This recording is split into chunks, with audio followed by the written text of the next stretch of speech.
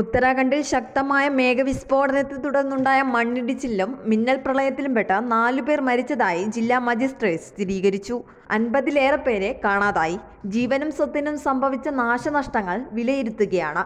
വൻതോതിലുള്ള സ്വത്തുനാശവും റിപ്പോർട്ട് ചെയ്തിട്ടുണ്ട്. അതിനിടെ ദുരന്തത്തിൽപ്പെട്ട നിരവധി പേരെ രക്ഷപ്പെടുത്തുകയും ചെയ്തിട്ടുണ്ട്. വിനോദസഞ്ചാരികൾ പകർത്തിയ ദൃശ്യങ്ങളിൽ നിന്നു തന്നെ സംഭവത്തിന്റെ ഭയാനത ബോധ്യപ്പെടും.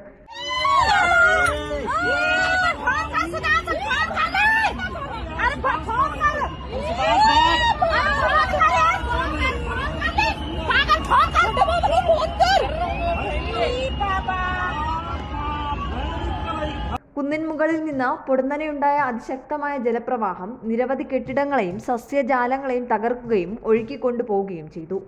ഉത്തരകാശി ജില്ലയിലെ ദരാളി ഗ്രാമത്തിൽ ചൊവ്വാഴ്ച ഉച്ചയ്ക്ക് 1:45-ഓടെയാണ് സംഭവം. ഹർഷിലിലെ കരസേനയുടെ ക്യാമ്പിലേക്ക് ഇവിടെ നിന്ന് കഷ്ടിച്ച് 4 കിലോമീറ്റർ മാത്രമേ ദൂരമുള്ളൂ. അതിനാൽ തന്നെ മണ്ണിടിച്ചിലുണ്ടായ ഉടൻ തന്നെ സൈന്യത്തിന്റെ 150 പേരടങ്ങുന്ന സംഘം 10 മിനിറ്റിനുള്ളിൽ രക്ഷാപ്രവർത്തനത്തിനായി സ്ഥലത്തെത്തി. ഹർസിൽ മേഖലയിലെ കീർ ഗംഗ നദിയുടെ വൃഷ്ടിപ്രദേശത്ത് ചൊവ്വാഴ്ചയുണ്ടായ മേഘവിസ്ഫോടനമാണ് ദുരന്തത്തിന് കാരണമായതെന്നാണ് വിവരം. സംഭവം അതീവ വേദനാജനകമാണെന്ന് ഉത്തരാഖണ്ഡ് മുഖ്യമന്ത്രി പുഷ്കർ സിംഗ് ധാമി പ്രതികരിച്ചു. ഉന്നത ഉദ്യോഗസ്ഥരുമായി നിരന്തരം ബന്ധപ്പെട്ടുകൊണ്ടിരിക്കുകയാണെന്നും അദ്ദേഹം കൂട്ടിച്ചേർത്തു. ഉത്തരാഖണ്ഡിൽ മഴ ശക്തമായി തുടരുകയാണ്.